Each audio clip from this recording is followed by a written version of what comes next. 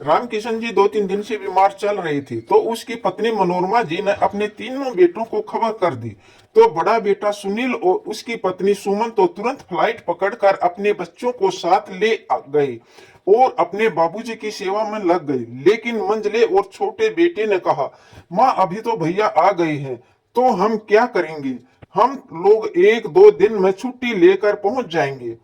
बड़े बहू सुमन बहुत ही शांत और हंसमुख स्वभाव की थी, किंतु उसी को हमेशा सास और ननद के ताने सुनने पड़ते थे, क्योंकि वो दहेज के बिना इस घर में आई थी। जबकि मंजली और छोटी बहू हमेशा ठाठ से रहती थी, क्योंकि भारी दहेज जो ले आई थी, इसलिए उन्हें कोई कुछ नहीं कहता था।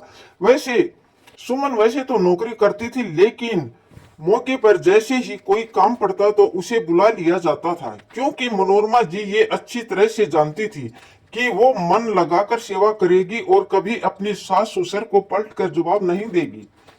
क्योंकि सुनील ने उसे पहले दिन ही कह दिया था कि सुमन अगर कोई शिकायत हो तो मुझे कह देना, लेकिन माँ पिताजी या परिवार में किसी को भी उल्टा जवाब देकर किसी का दिल मत दुखाना।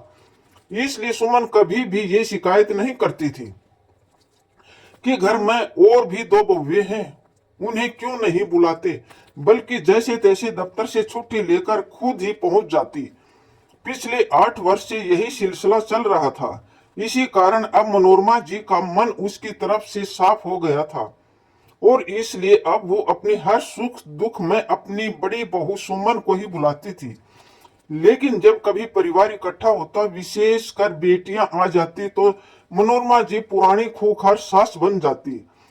अभी भी उसने अपने बड़े बेटे बहू को पहले बुलाया। उसे पता था कि वो अपने पिता की जिम्मेदारी बहुत अच्छे से संभाल सकते हैं। रामकिशन जी अस्पताल में भर्ती थी। रात को अचानक तबीयत बिगड़ गई और डॉक्टर ने बताया कि अब इस दुनिया में नहीं रहेगी। सुनते ही तो मनोरमा जी की दुनिया ही छीन ली गई। सुनील फोन करके दोस्तों को रिश्तेदारों को खबर दे रहा था। वहीं सुमन अपनी सास के पास बैठी सामना दे रही थी।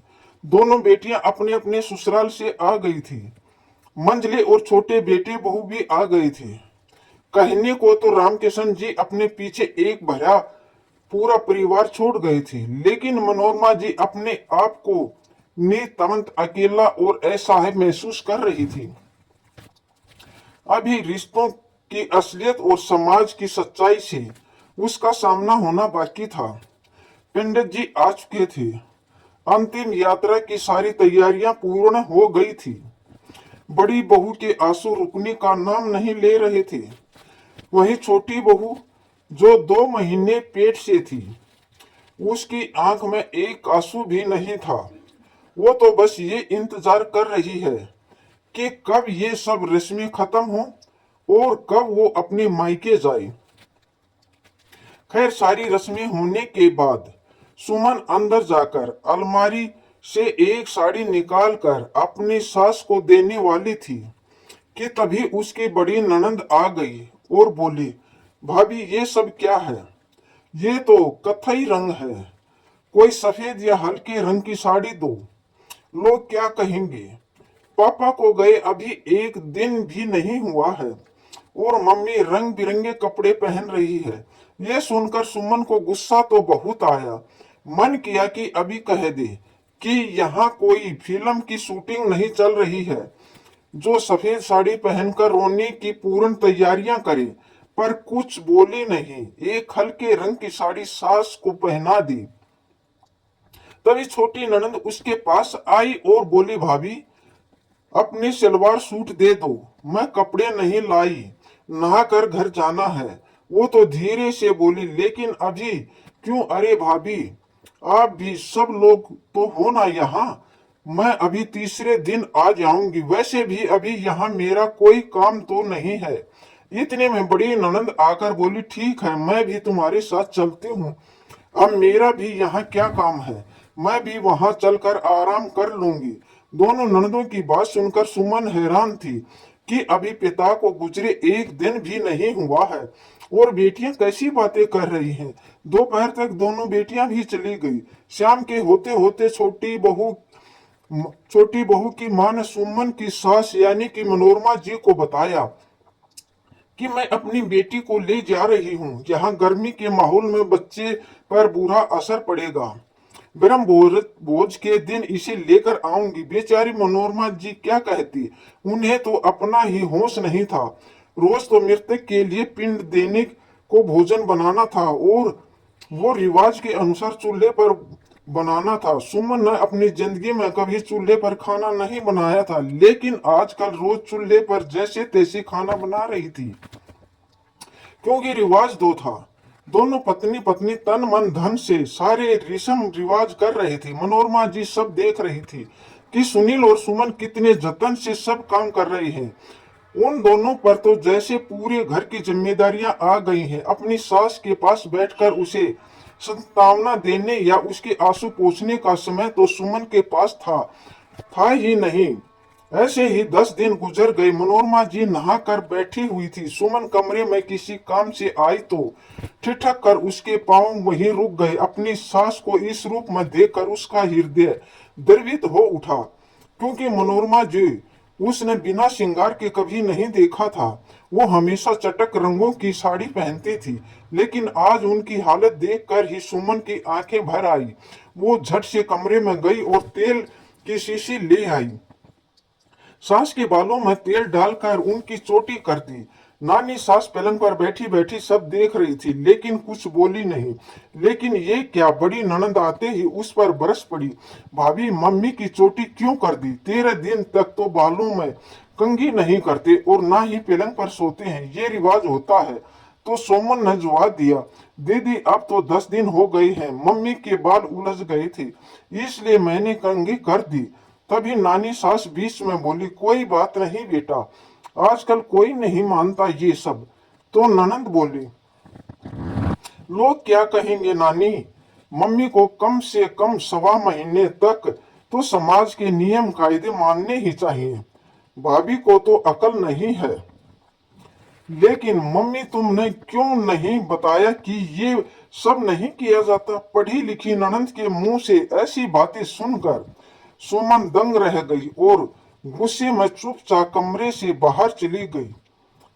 खैर, अब 13वीं यानी ब्रह्मभोज के दिन सभी रिश्तेदार सगे संबंधी आए हुए थे। सुमन शांत स्वभाव से चुपचाप काम में लगी हुई थी और मनोरमा जी जड़वत बैठी अपनी बेटी व बहू को देख रही थी। अंत में पगड़ी की रस्म हुई तो रामकिशन जी की पगड़ी सुनील के सिर पर बांध दी। आज अचानक उसे पिता की जिम्मेदारियों का एहसास हो चला और आंखों से आंसुओं की धारा बह निकली। शाम को लगभग सभी रिश्तेदार खा पीकर घर लौट गए। सबके जाने के बाद मनोरमा जी विचारों में खोई हुई थी। अंदर ही अंदर घुट रही थी, सोच रही थी कि छोटी बहू को आए हुए तो अभी 1 साल ही हुआ है, लेकिन मेरी अपनी बेटियां, उन्हें भी मेरी कोई परवाह नहीं है। मैंने तो कभी बेटा बेटी में फर्क नहीं किया, सबको पढ़ाया लिखाया, इतना दान दहेज देकर शादी की, सबकी डिलीवरी में सेवा की। छोटी की जुड़वा बेटियां हुई तो कैसे संभालेगी दोनों को एक साथ? यही सोचकर 3 साल तक यहीं घर में रखकर सेवा की। हर मुसीबत में रुपये पैसे से देने, दोनों दामादों की हमेशा मदद की। आखिरी कहाँ कमी रह गई जो आज उनके जाते ही मेरी बेटियों ने मुझे पराया कर दिया। माँ के प्रति इतनी संवेदनहीनता बड़ी बेटी को उन्होंने खुद मंजली बहू से कहते हुए सुना कि भाभी, मम्मी के कपड़े साड़ी 1.25 महीने तक तुम लोग मत धोना, आप सुगुन होता है।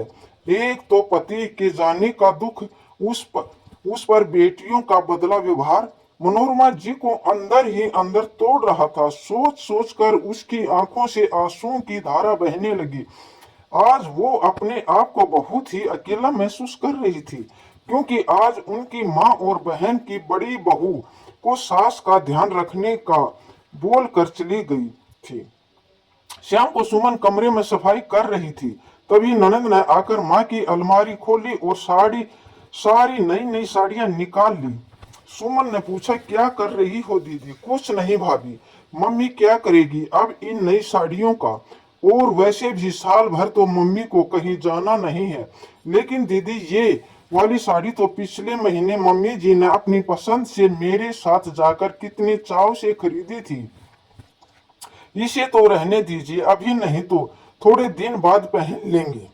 भाभी तुम्हें कुछ अकल है या नहीं? मन, अभी नहीं, नई साड़ी कभी नहीं पहन सकती। लोग क्या कहेंगे? तभी सुमन की मझली दौरानी आ गई और बोली, दीदी कल मम्मी कितने तेज आवाज में भैया को बुला रही थी, आपको उनको समझाओगी कि थोड़ा धीरे बोलकर अच्छा नहीं लगता, लोग बात बनाएंगे। हाँ मैं समझाऊंगी माँ को, ये अच्छा नहीं लगता, लोग क्या कहेंगे। पत्नी को उनकी मौत का कोई दुख नहीं है। इधर सुमन शुरू से ही सब नाटक देख रही थी।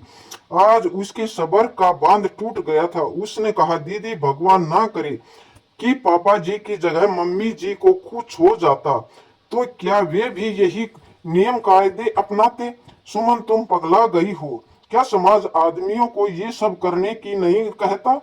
दीदी मम्मी के कपड़े छूने से छूत लगती है तो इनकी नई साड़ियों में छूत नहीं लगेगी क्या? ससुर जी आप सबके भी तो पिता थे, तो फिर ये नियम कानून माँ जी पर ही क्यों लागू हैं? दीदी पापा जी की उम्र 75 वर्ष थी, वो अपने सारे फर्ज निभाकर अपना जीवन अपने मुताबिक जी कर गए हैं।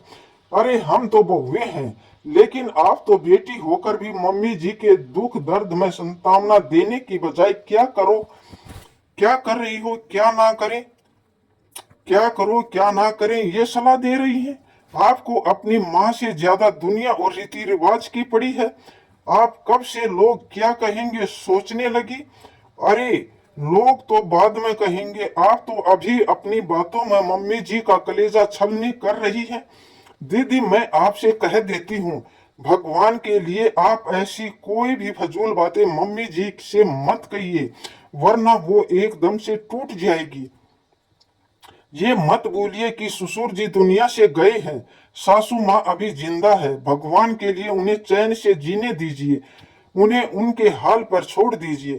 कहते कहते सुमन का गला भर आया, आंखों से आंसू बहने लगे। इधर किसी काम से आई मनोरमा जी के पांव दरवाजे पर ठहर गए। उन्होंने उनका सारा वार्तालाप सुन लिया था, शायद इसलिए उनका सिर चकरा गया और वहीं लड़खड़ाते हुए दरवाजे के सहारे बैठ गई। ये देख सुमन घबरा कर जल्दी से उन्हें बेड पर लेटाया और तुरंत टेबलेट देकर सुला दिया। थोड़ी देर बाद जब मनोरमा जी की आंखें खुली तो सुमन चुपचाप उसके पैरों के पास बैठी थी। मनोरमा जी ने धीरे से पुकारा, सुमन। वो तो झट से उनके सिर के पास आकर बैठ गई और सिर पर हाथ फेर कर पूछा, अब कैसी तबीयत है मम्मी जी? तो मनोरमा जी फीकी मुस्कान के साथ बोली, अब तबीयत ठीक है बहू, और दिमाग भी। सुमन ने कहा, मैं आपके लिए कड़क चाय बनाकर लाती हूँ, पीकर थोड़ी राहत महसूस होगी। तब तक उनकी छोटी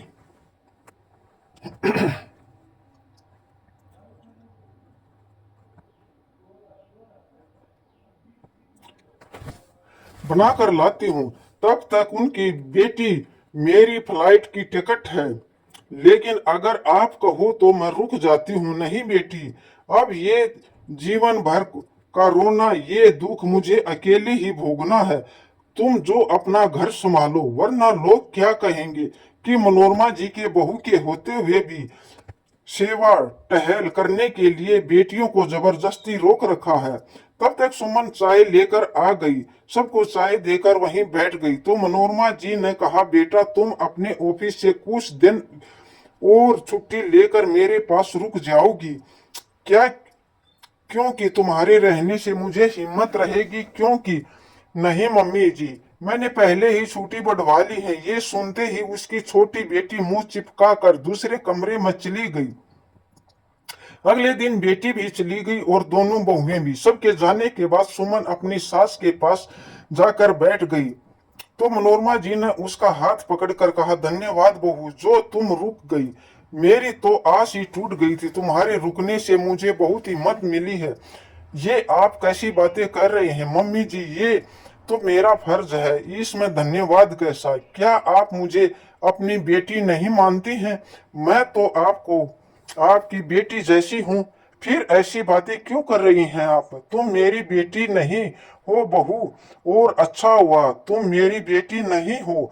जो दुख मेरी बेटियां नहीं समझ पाई वो तूने समझा। मुझे माफ कर दे बहू। मैंने तुझे कितने ताने दिए, लेकिन ये तेरे संस्कार ही हैं जो तुम आज भी अपनी सास की इतनी परवाह करती हो।